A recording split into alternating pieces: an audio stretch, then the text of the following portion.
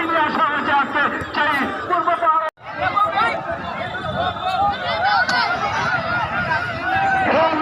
দর্শক মন্ডলী আমরা দেখতে পাচ্ছি মাঠের